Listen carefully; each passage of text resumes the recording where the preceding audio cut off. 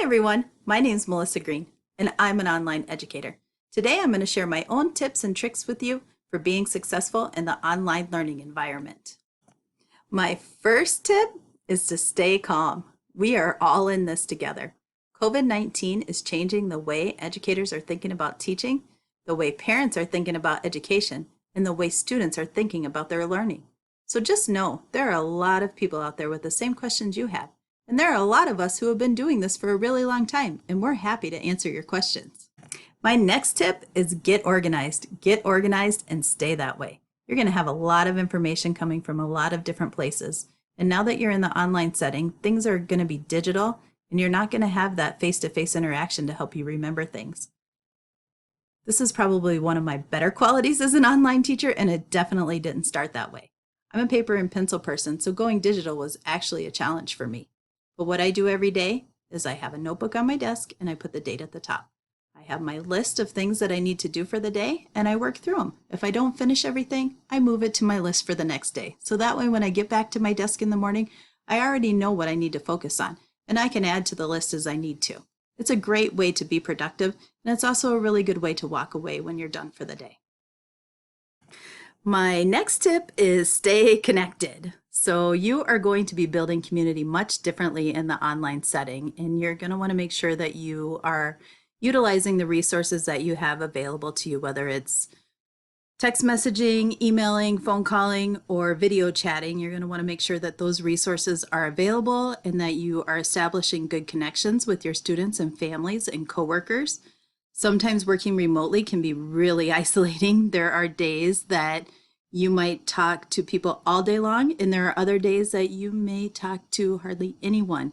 But knowing that you have those connections and that the communication is open is critical for having a healthy learning environment. And it's also really important for you as an educator, so you know how to make connections and reach out. And also your students know how to connect with you when they need to.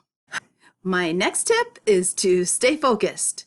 So think about what you want your students to learn, what the end goal is, and what you want them to walk away with. It's going to be much different for you in the setting because you are definitely learning how to be a distance teacher and work remotely. But it's very similar to the brick and mortar when you do your planning and you figure out your learning targets and you figure out what you're going to teach and how you're going to teach it. It's very similar to that. You are just going to now utilize different resources and different modes of communication to make that learning happen. So staying focused is key in helping you get to where you want to go and to make sure that your students are learning what you want them to learn. This tip, knowing your resources, is extremely important. I have been doing this for about a decade now, and I can literally spend all day just looking at resources, but it's not productive, and not all of them are created equally. So take the time to figure out what resources you're going to use and what's available to you.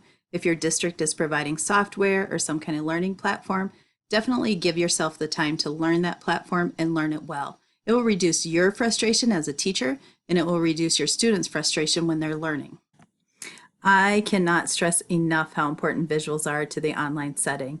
So when you think about how many nonverbal cues students are receiving in the brick and mortar setting and just how much you're supporting their learning throughout the day, you will understand why visuals are critical for helping you get that information across in the online setting. So pictures that can convey meaning in a succinct manner, short videos that can support learning, or just other ways to deliver content to students other than a written text is extremely important. It's also a great way to make your content more accessible for all learners, and it definitely is more engaging for students. So when you think about our students, they're used to seeing visuals all day, every day. They watch short videos, they're texting, they're looking at pictures. And so when you're thinking about developing your course, keep that in mind and make sure that you're incorporating as many visuals as possible to support that learning.